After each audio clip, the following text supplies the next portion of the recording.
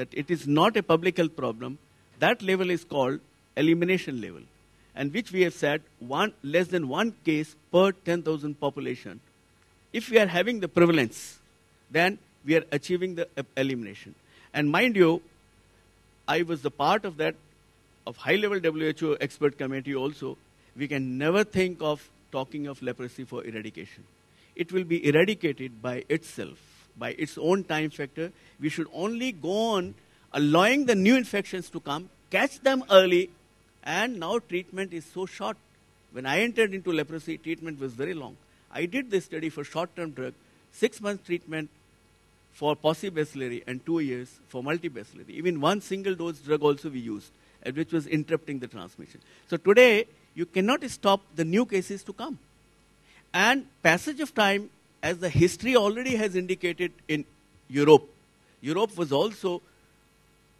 highly endemic. But today you're not having it. Even America has got few cases. Every country of them have few cases. But this disease cannot spread. So we have to wait for the natural thing to come. So let us not bother about new cases. They will come definitely.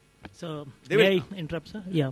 So I think we are getting delayed here. So are there?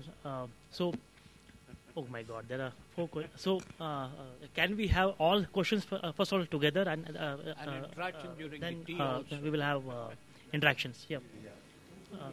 Quick and fast, and please introduce and start. So we will start from here. I'm Dr.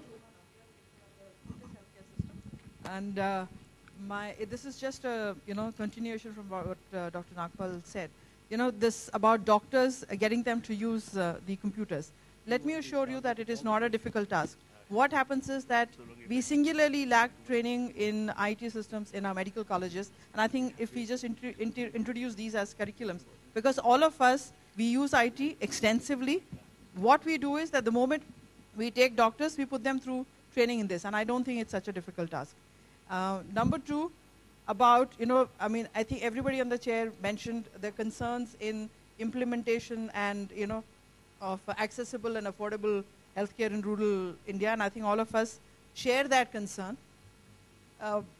As we are all very good in planning, let me tell you that all the plans, all the will, all the knowledge in even the political and bureaucratic circles sits in Delhi, just like in medical circles, and the lack of political bureaucratic will, as well as other reasons to not implement good healthcare practices and huge lack of ignorance in the rural area is really responsible for, is in a large way responsible for this, because most of us, I have worked in rural health system, I have worked in defense, I have worked in government hospitals, universities, and in private healthcare sector, and this is a comparison that, I have to make. Thank you. Yes, quick comment, introduce yourself and yeah. I'm Dr. Verma from Department.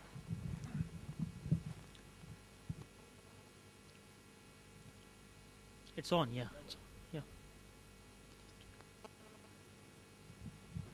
I'm Dr. Sunil Verma from Department of Hospital at AIIMS.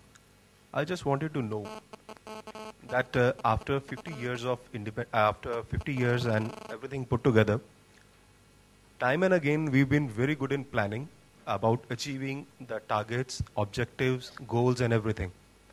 We have not been achieving them. Recently, the trend has been that after 50 to 60 years, the population will start stabilizing. Fertility rates, we are not controlling. We are doing our bit. Are we serious about the things that we plan to do? That's number 1. If we are, then why is the accountability is not being attached while we are setting the targets? Thank you. Any other comment? Yes? Yeah. Person from All Institute of Medical Sciences. While giving his discourse, Mr. Keshav talked of 360 medical colleges and churning out 50% products, probably substandard. I would like to ask from sir that if it's the condition or situation right now, what the reason behind giving the go-ahead signal for the BRMS courses, 3 years courses? I think there are two things which are in contradiction with each other. Sir, please. Other comment? Yes. Sir, can we answer this question, since this, I think the simple answer to your question is that this BRHC qualification is not, repeat, not intended to produce a doctor.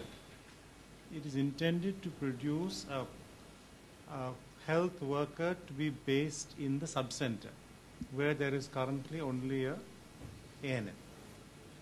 So in some senses, you can think of this person as a slightly better qualified male public health worker, but this will be both men and women.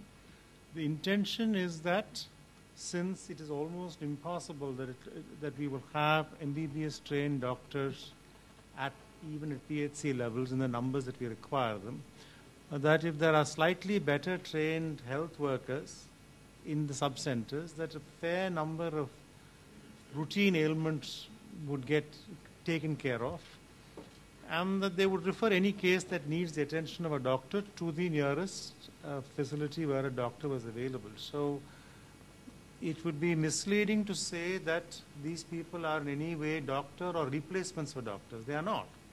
They are health workers, but with a graduate qualification, so hopefully better trained than any other kind of health worker that we currently have. And in any case, the decision to have such people is entirely up to the states. That is all that the government of India is trying to do is to enable such a course, that this course should be available and lay down the curriculum and the standards and the syllabus. Excellent, sir. Here, yeah, please. Hello, I represent the generation which looks up to Nandan Nilekani. See, the point I'm trying to make is UID, to my knowledge, allowed participation of private sector software folks to put in their knowledge in devising an information system.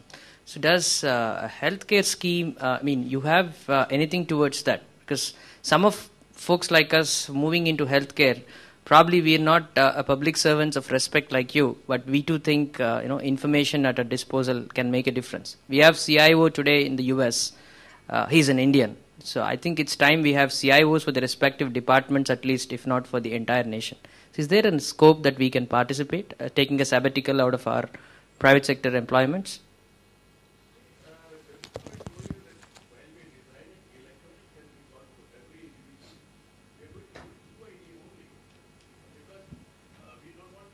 A conflict in identification. So UID, definitely that particular issue is being taken care.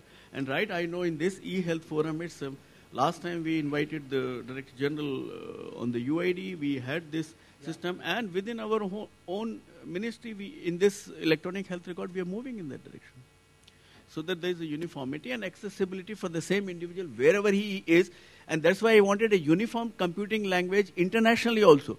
Because we are now global village. So if I'm today here, tomorrow I may be out of my country, I may fall sick. So we have to take a comprehensive health of a person, and not only during the sickness. So even when the person is not sick, we must take the care of the health of that person. Thank you. I think, sir, I think we are already running over time, and I will suggest that we take the questions in the break and the next session also. So let's break here, and before we do, I will just request the dignitaries of the dais to another photo opportunity. Joydeep, are you around here? Sir, with the 50th issue of the magazine, I think if you could have a photo.